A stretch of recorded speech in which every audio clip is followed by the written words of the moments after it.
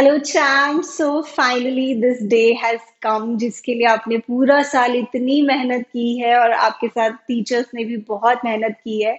सो बस अब यही है कि सबकी मेहनत रंग लाए and I have come here quickly to just wish you all the very best for your exam and to give you my blessings. तो बस मैं आपके 5 मिनट्स लूंगी, कुछ क्विकली जल्दी से बातें करती हूँ आपके साथ। तो बस अब आप अपने माइंड को रिलैक्स करें, बहुत मेहनत कर ली है, बहुत पढ़ाई कर ली है। अब बस आप ये सोचो कि कल का पेपर आप कैसे अटेम्प्ट करेंगे, मेक अ नाइस स्ट्रैटेजी। तो ये तो अब देखो, आपको पता ही है कि वो 15 मिनट्स आपके लिए बहुत क्रूशल होंगे। सो प्लीज यूज दो 15 मिनट्स जुडिशियसली। तो आप उसमें क्या करेंगे, पहले तो आप ये डिसाइड करेंगे कि जो फॉर्मेट बना हुआ है जर्नल और लेजर का, उसमें आप कौन से क्वेश्चंस अटेम्प्ट करेंगे। जहां पे स्ट्रेट फॉरवर्ड सिर्फ और सिर्फ जर्नल बनाना है, जर्नल एंट्रीज है, जैसे कि डिसोल्यूशन की जर्नल एंट्रीज हो सकती हैं, इशू ऑफ डिबेंचर्स में कई बार सिर्फ और सिर्फ जर्नल एंट्रीज का क्वेश्चन होता है। Then in case of shares journal entries होती हैं, कई बार एडमिशन रिटायरमेंट के क्वेश्चन में भी सिर्फ जर्नल एंट्रीज पूछते हैं। तो ये क्वेश्चन आप बैक में फॉर्मेट जहां बना हुआ है वहां पे अटेम्प्ट करेंगे। और एक बात और, जैसे आप फ्रंट में जहाँ पे रूल्ड शीट्स है, नॉर्मल शीट्स है, वहां पे आप जैसे लाइन वाइज चल रहे हैं। फॉर एग्जाम्पल 22nd क्वेश्चन में आपने पीछे जर्नल बनाया है, तो यहाँ पे आप लाइन में चल रहे हैं, फ्रंट में क्वेश्चन 21, क्वेश्चन 22 की जब बारी आई, फिर आप लिखेंगे journal is on page number this, जहां पे भी आपने जर्नल बनाया, प्रेफरेबली डू लाइक दिस। और 15 मिनट्स में आप एमसीक्यूज के भी आंसर सोच के रखेंगे। 20 एमसीक्यूज इतना मुश्किल नहीं होगा, क्योंकि आप सोच रहे हैं, तो your mind will work fast hopefully, क्योंकि स्ट्रेस में हमारा माइंड वैसे भी फास्ट काम करता है। और इसके बाद भी अगर आपके पास कुछ समय बच जाता है, तो आप बड़े क्वेश्चंस को भी देखना शुरू करेंगे। जहां जहां पे भी ऑप्शंस है, पहले ही डिसाइड कर लेना है कि आपने कौन सा अटेम्प्ट करना है, क्योंकि ये तो आपको पता लग ही जाता है कि आपको कौन सा अच्छे से आता है। ठीक है, फिर जो हम इतनी सारी सिली मिस्टेक्स करते हैं वो प्लीज नहीं करनी। कैलकुलेशन एरर्स तो ऑफ कोर्स नहीं करनी आपको। उसके अलावा और क्या सिली मिस्टेक्स होती है, जैसे कैश फ्लो स्टेटमेंट में आप प्लीज देख लेंगे कि उन्होंने पहले कौन सा साल दिया हुआ है, फिर कौन सा। जैसे हम प्रैक्टिस जब करते हैं तो we are very much used to seeing like this कि यहाँ ओपनिंग है, यहाँ क्लोजिंग है, बट प्लीज देख लेना वहां पे कौन सा ईयर पहले दिया हुआ है। अगर यहाँ ओपनिंग दिया हुआ है, यहाँ क्लोजिंग, और बस आप मजे में अपने तरीके से करते जा रहे हो, तो पूरा गलत हो जाएगा। Then I have also seen this कि कैश फ्लो स्टेटमेंट में उन्होंने पूछा है cash flow from operating activities बनाओ, और बच्चे पूरा कैश फ्लो स्टेटमेंट बनाकर आते हैं, वेस्ट ऑफ टाइम। सो इससे आपने बचना है। देन जैसे शेयर चैप्टर में एक कॉमन एरर होती है। फॉर एग्जाम्पल ओवर सब्सक्रिप्शन है, 1 लाख शेयर्स की एप्लीकेशन आई और आप 80,000 ही इशू कर सकते हैं। तो लेट्स से 10,000 को हमने रिजेक्ट कर दिया और 90,000 को हम 80,000 दे रहे हैं।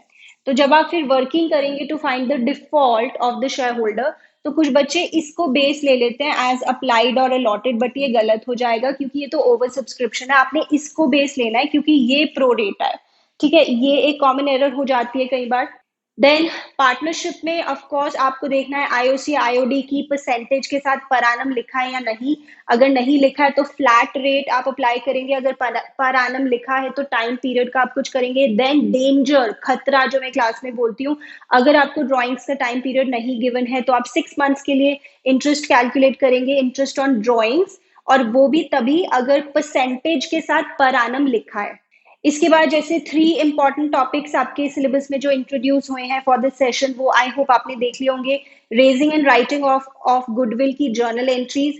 Then you have the 3 ratios that have been introduced: debt to capital employed, the net assets turnover ratio, fixed assets turnover ratio। और dissolution में अगर realized value of tangible assets is not given, then you take it to be book value, और अगर realized value of intangible assets is not given, then you take it to be zero।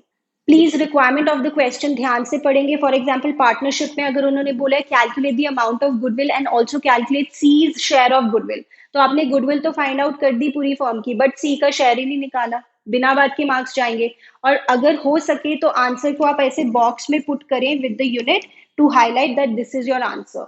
Ratios का question आता है तो formula अच्छे से box में लिखोगे, फॉर्मूला आपने बताना है कि this is the proper formula, और वहां पे आप शॉर्ट फॉर्म्स यूज नहीं करेंगे। देन जो वो टॉपिक होता है इशू ऑफ शेयर्स या issue of debentures for consideration other than cash, वहां पे जब आप नंबर ऑफ शेयर्स या नंबर ऑफ डिबेंचर्स निकालते हैं तो डिवाइड किससे करते हैं, इशू प्राइस पर शेयर या पर डिबेंचर से। फॉर एग्जाम्पल शेयर्स में शेयर्स के not be issued at a discount. हाँ, इसका भी कुछ एक्सेप्शन हो सकता है जैसे स्वेट एक्विटी शेयर्स, बट वो एक अलग बात है। तो शेयर्स के not be issued at a discount in the normal course. तो आप इशू प्राइस या तो फेस वैल्यू होगा या फिर प्रीमियम पे शेयर्स इशू होंगे, तो फेस वैल्यू में प्रीमियम जोड़ के जो इशू प्राइस आएगा उससे डिवाइड करेंगे to calculate the number of shares to be issued to the vendor as a consideration other than cash. और debentures can be issued at par, premium और discount. तो इशू प्राइस आपको पता है, face value अगर पार है, premium पे है तो फेस वैल्यू में प्रीमियम ऐड करेंगे, और डिस्काउंट पे है तो फेस वैल्यू से डिस्काउंट को माइनस करेंगे। और इस टॉपिक में जो शेयर्स हैं या डिबेंचर्स हैं, अगर आपके पॉइंट्स में आ जाते हैं तो आप उसे राउंड ऑफ नहीं करेंगे, आप डेसिमल्स को पूरी तरह से इग्नोर करेंगे। जैसे अगर आंसर आता है 1111.111, तो बस आप 1111 ही रखेंगे, पॉइंट्स को पूरा इग्नोर करेंगे, राउंड ऑफ नहीं करेंगे, और फिर उसके लिए आप कैश पे कर देंगे वेंडर को। तो ये वाला जो टॉपिक है इशू ऑफ शेयर्स और debentures for consideration other than cash, यहाँ पे आप इशू प्राइस से डिवाइड कर रहे हैं। बट अगर नॉर्मल क्वेश्चन है, for example ₹8,00,000, 10% debentures of ₹100 each issued at discount, redeemed at par, pass the issue entries। तो यहाँ पे जो ये ₹8,00,000 है, this is the face value. वैसे तो आपको यहाँ पे नंबर ऑफ डिबेंचर्स निकालने की जरूरत नहीं है, बट अगर आप निकालते हो, क्योंकि दैट इज ऑल्सो अ वे, तो आप यहाँ पे फेस वैल्यू से डिवाइड करोगे, यहाँ पे इशू प्राइस से नहीं। वो इशू प्राइस वाला तो सिर्फ उस टॉपिक के लिए है, issue of debentures for consideration other than cash या issue of shares for consideration other than cash. यहाँ पे भी बच्चे कंफ्यूज होते हैं। तो ऐसी बहुत सी और भी छोटी छोटी बातें हैं जिसका आप ध्यान रखेंगे। कल से आपकी जिंदगी बदलने वाली है। पर आप कहेंगे नहीं मैम, अभी तो CUET भी है, IPM भी है, और भी बहुत सारे कम्पिटिटिव एग्जाम्स हैं। बट दैट्स ओके, फिर भी बोर्ड एग्जाम्स का इतना भार तो आपके माइंड से उतर जाएगा ना। अब बस आपका एग्जाम बहुत अच्छा हो जाए। I will pray for you, I am praying for you. और आप मुझे जल्दी से बताएंगे एग्जाम से वापस आके कि आपका एग्जाम कैसा हुआ। So I wish you all the very, very best. And don't forget to take the blessings of your parents before you go to the exam.